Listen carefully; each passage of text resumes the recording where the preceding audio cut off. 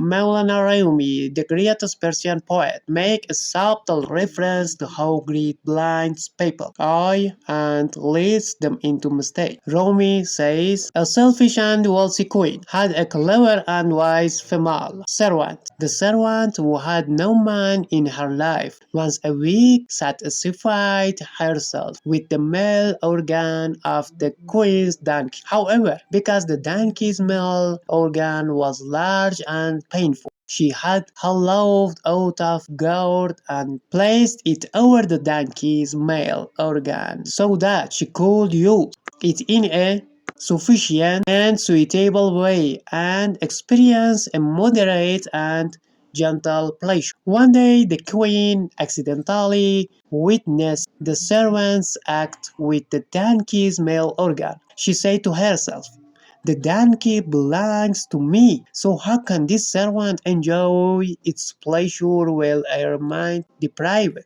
At night, when everyone was asleep, she went to the donkeys because she was a greedy and impatient person.